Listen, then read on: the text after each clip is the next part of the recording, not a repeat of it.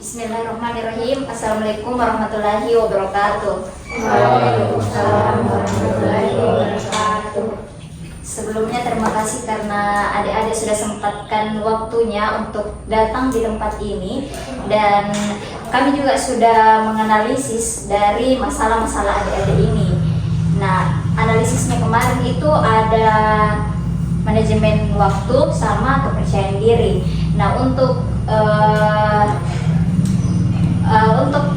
ini kami akan mengetahui atau mengatasi masalah yang dihadapi oleh adik-adik sekalian mengenai manajemen waktu dan juga kepercayaan diri.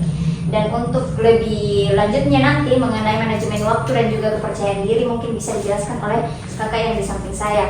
Tapi sebelum kita masuk lebih jauh mengenai manajemen waktu dan juga kepercayaan diri, mungkin alangkah baiknya adik-adik sekalian memperkenalkan diri masing-masing. Mungkin bisa dimulai dari yang ada sebelah kanan saya.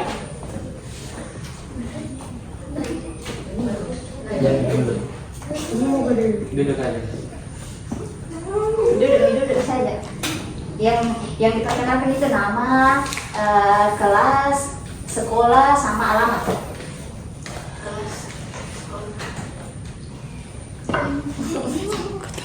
Iya, terima kasih kesempatan yang diberikan. Nama saya Devi Asmara. Sekolah dari SMK 1 kelas 10 jurusan pariwisata. Alamatnya di Tanjung Bung. Baik, terima kasih untuk adik-adik di sebelah kanan saya. Mungkin yang di dekatnya. Saya Nurbulan Juliani dari SMK Negeri 1 Makassar, kelas 10 jurusan pariwisata. Alamatnya Jalan Urip. Lanjut. Saya Farhasani Putri dari SMK Negeri 1 Makassar, kelas 10 jurusan pariwisata, alamatnya Jalan Terlam. Saya Pia dari SMK Negeri 1 Makassar, jurusan kelas 10 jurusan pariwisata, alamatnya di Denpasar 3. Selanjutnya, Saya Muhammad Ardiansyah dari SMK 1 Negeri Makassar, jurusan pariwisata, alamat Libun. Baik, perkenalkan saya David dari SMK 1 Makassar. Saya jurusan akuntansi kelas 10 dan alamat saya di Jalan Kumala. Terima kasih. Mungkin kakak pemateri. Sebelumnya baik, terima kasih adik-adik yang telah menyempatkan waktunya untuk mengatasi tentang masalah manajemen waktu dan kepercayaan diri. Jadi perkenalkan, saya atas nama Syamsu Alam, biasa dipanggil Alam. Saya dari Universitas Muhammadiyah Makassar. Saya ambil program studi itu bimbingan konseling pendidikan Islam. Untuk ini di semester 4. Oke, baik, mungkin yang di samping saya juga perlu kayaknya untuk memperkenalkan diri. Baik, perkenalkan nama saya Wani, bisa dipanggil Wani, mahasiswa Universitas Muhammadiyah Makassar dari Prodi Bimbingan dan Konseling Pendidikan Islam, sama seperti kakak yang di samping saya. Nah, kan kami sebagai kakak-kakak sudah mengenal nama-nama kalian semua, kalian juga sudah mengenal nama-nama kami. Mungkin tujuan kami di sini untuk mengatasi atau membahas lebih luas mengenai manajemen waktu dan juga kepercayaan diri. Dan untuk lebih lanjutnya itu mungkin kakak yang di samping saya bisa menjelaskan. Saya serahkan. Terima kasih atas kesempatan yang telah diberikan. Jadi mengenai masalah-masalah yang dihadapi oleh adik-adik ini, itu kami sudah susun sedemikian mungkin untuk penyelesaian masalah atau stres yang dihadapi oleh adik-adik ini. Jadi baik, untuk manajemen waktu itu sendiri, ini kan masalahnya kemarin itu mengenai manajemen waktu. Jadi perlu diketahui apa saja pengertian dari manajemen waktu ini. Jadi menurut Britton, manajemen waktu adalah serangkaian prinsip, praktik, keterampilan, alat, dan sistem yang dirancang untuk membantu seseorang dalam menyelesaikan tugas dan tujuan secara efektif. Seperti itu. Sementara itu ada juga seorang filsuf juga yang mendefinisikan sebagai proses pengendalian waktu untuk meningkatkan efektivitas, efisiensi, dan produktivitas. Dan manfaat manajemen waktu ini itu yang pertama mencegah prokrastinasi atau penundaan pekerjaan. Nah, bisa saja kan itu kan kalau di rumah ki biasa enak ngerebahan, scroll TikTok begitu, ya kan? Yang kedua itu meningkatkan produktivitas. Jadi di peningkatan produktivitas itu juga ada rangkaiannya, seperti yang telah dijelaskan. Yang pertama tadi ada alat seperti pembuatan manajemen waktu begitu, ditulis memang nih bilang jam sekian ini baca buku begitu. Dan yang ketiga itu mengurangi tingkat stres. Itu kenapa bisa? Karena kalau manajemen waktu sudah tersusun rapi, itu otomatis otak juga sudah tersusun begitu. Jadi tidak mengurangi tingkat stres begitu. Dan yang keempat itu meningkatkan disiplin diri. Misalkan nih ada rapat atau pertemuan jamnya 14.30. Nah, biasa kan itu jangan dulu deh, masih begini kapan. Jadi biasa untuk itu manajemen waktu bisa juga membantu di situ untuk meningkatkan kedisiplinan diri seperti itu. Dan yang kelima itu mencapai tujuan dengan lebih efisien. Misalkan nih saya nanti mau jadi dokter begitu. Nah, di situ bisa nanti buat planning untuk apa-apa saja yang harus saya lakukan untuk bisa mencapai keinginan saya seperti itu. Bisa dipahami. Untuk selanjutnya itu ini masuk di perencanaan planning. Menurut Julia, ini bukan menurut saya ya, tapi menurut para ahli. Setidaknya yang dikatakan itu setidaknya ada 4 komponen utama dalam manajemen waktu. Yang pertama itu membuat to-do list harian atau mingguan, seperti yang saya telah jelaskan tadi. Kemudian menyusun jadwal dengan tool seperti Google Calendar atau Planner. Di situ bisa kita adakan juga, bisa digunakan juga teknologi seperti itu. Disusun nota di situ, planning tak. Dan yang ketiga itu menetapkan batas waktu deadline untuk setiap tugas begitu. Tugas ini juga harus diatur begitu untuk waktunya. Yang keempat itu evaluasi produktivitas, misalnya terlalu banyak membuka media sosial. Nah, itu kita perlu evaluasi diri kita sendiri. Kayak misalkan pulang lagi sekolah toh, kan tidak ada lagi kegiatan di situ sebelumnya. Di situ bisa dievaluasi diri tak ikuti apa-apa saja. Misalkan yang buang-buang ini waktuku untuk tidak produktivitas begitu. Selanjutnya kesimpulan, kita masuk di kesimpulan.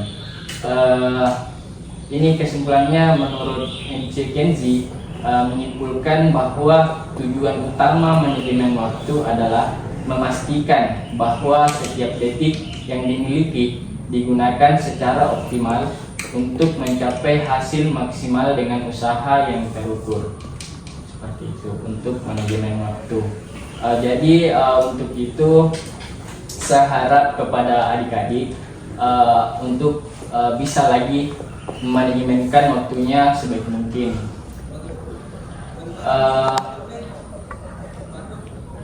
Pembahasannya mengenai manajemen waktu, kalau ada yang ingin dipertanyakan atau masih ada yang mengganjal, itu bisa dibicarakan. Itu saya kembalikan ke moderator.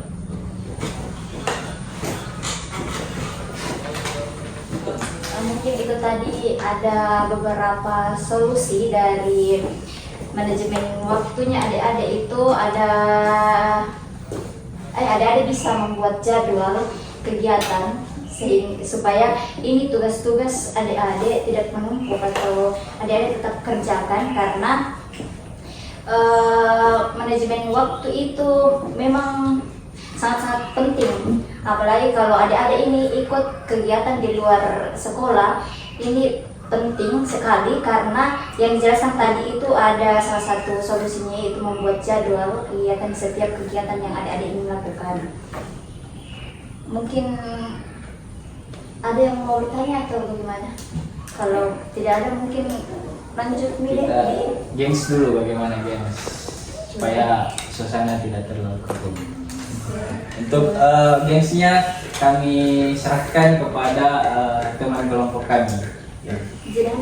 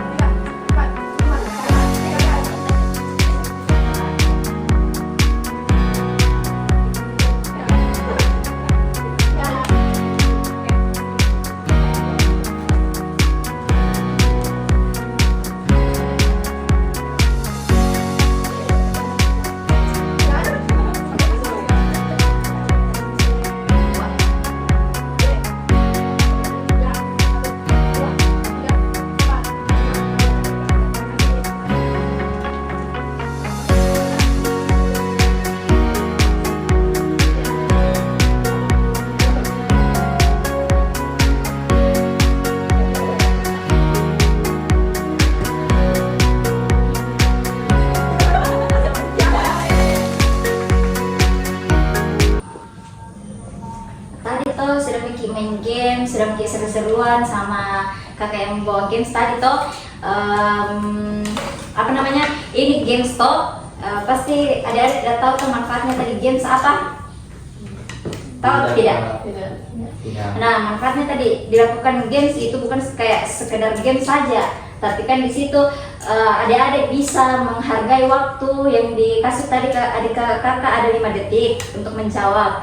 Nah, di situ adik-adik dalam 5 detik itu adik-adik harus ada jawaban. Nah, itu adalah salah satu contoh memanajemen waktu yang baik. Nah, untuk mengenai kepercayaan diri, mungkin kakak yang di sebelah saya bisa menjelaskan lebih rincinya mengenai kepercayaan diri. Baik, terima kasih atas kesempatannya kakak. Selanjutnya di sini mengenai masalah kepercayaan diri. Perlu kita ketahui bahwasanya kepercayaan diri adalah sikap positif terhadap diri sendiri yang membuat seseorang tidak yakin akan kemampuan, potensi dan keputusan yang dimilikinya dalam menghadapi sebagai situasi hidup. Ciri-ciri dari kepercayaan diri yaitu mampu mengungkapkan pendapat secara jelas, tidak mudah terpengaruh oleh orang lain, berani mengambil keputusan, menerima kekurangan dan kelebihan diri, mampu bersosialisasi tanpa rasa takut dan rendah. Faktor yang mempengaruhi kepercayaan diri. Yang pertama itu ada 2 faktor sebenarnya. Yang pertama faktor internal dan eksternal. Faktor internal yaitu pola pikir yang positif, penerimaan diri, dan pengalaman hidup. Faktor eksternalnya adalah dukungan keluarga dan lingkungan hidup, pendidikan dan lingkungan sosial. Bagaimana sih cara meningkatkan kepercayaan diri? Yang pertama yaitu kenali dan hargai kelebihan diri sendiri. Yang kedua, perbaiki kekurangan tanpa merendahkan diri sendiri. Yang ketiga, tetapkan tujuan yang realistis dan capai secara bertahap. Yang keempat, kelilingi diri dengan orang-orang yang positif. Kelima, latih keterampilan komunikasi dan keberanian berbicara. Terakhir, belajar dari sebuah kegagalan, bukan takut padanya. dampak dari kurangnya percaya diri. Yang pertama, takut akan mencoba suatu hal baru. Yang kedua, mudah merasa minder atau insecure dan tidak berharga. Yang ketiga, selalu bergantung kepada orang lain. Yang keempat, sulit dalam mengambil suatu keputusan. Yang kelima, itu menjadi pasif dalam pergaulan.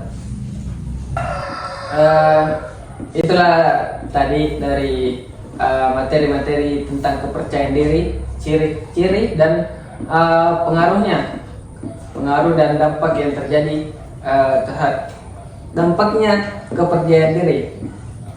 Selanjutnya untuk sesi selanjutnya saya serahkan kepada teman saya. Nah, itulah tadi materi mengenai kepercayaan diri. Nah, mungkin dari materi ini mungkin ada beberapa yang bisa ada petik dari ada faktornya, dampaknya, cara meningkatkan kepercayaan diri seperti apa. Mungkin ada bisa ada yang bisa dipetik dari penyampaian kakak tadi. Salah satunya itu ada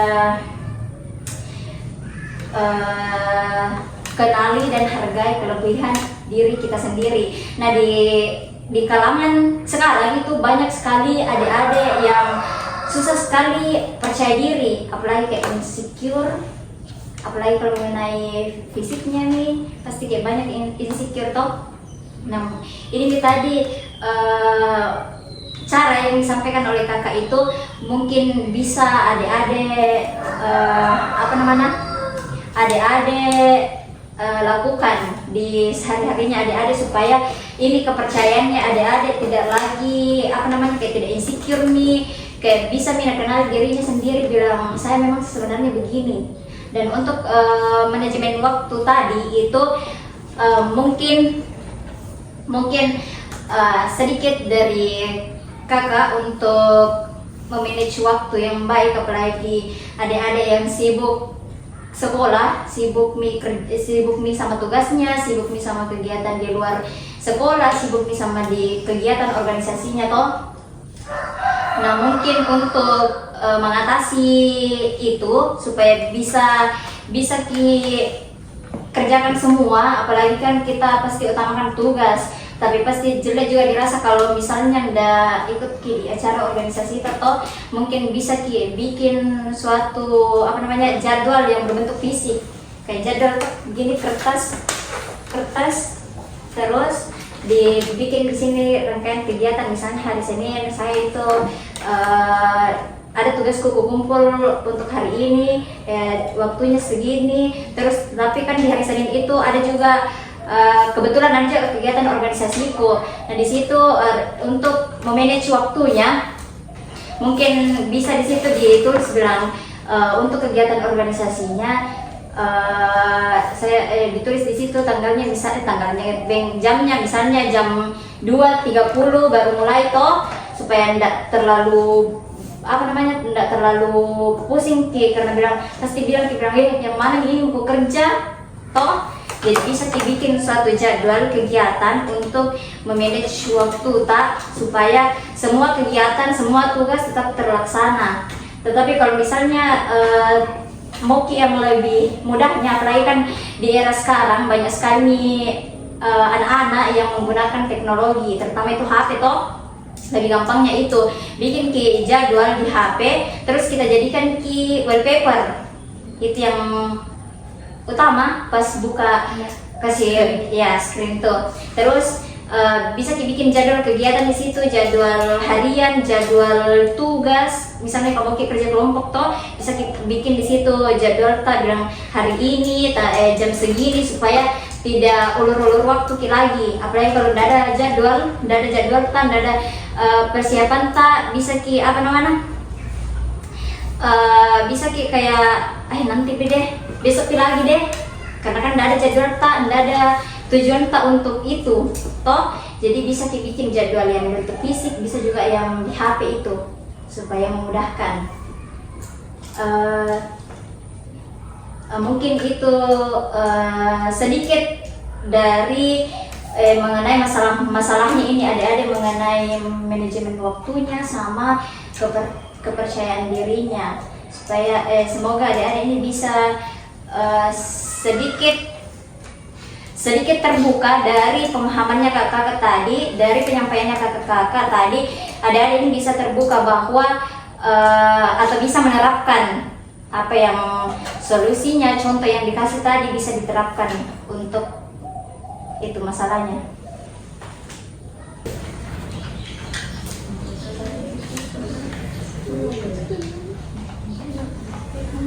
Kak, selesai.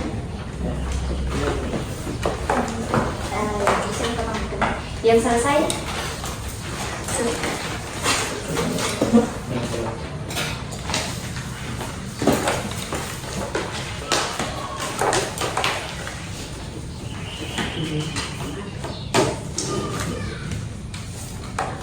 Nah, untuk evaluasi yang tadi itu, Dek, yang pertanyaan refleksi itu untuk mengenai evaluasi lanjutnya mungkin bisa melalui WhatsApp yang grup yang saya bikin, mungkin bisa melalui itu untuk yang refleksi selanjutnya. Mungkin itu saja dari kakak. Dan jika ada kesalahan kata dari baik itu dari kakak ke pemateri, kakak yang menyampaikan materi tadi, kakak yang kasih games, mungkin bisa dimaafkan jika ada kesalahan kata.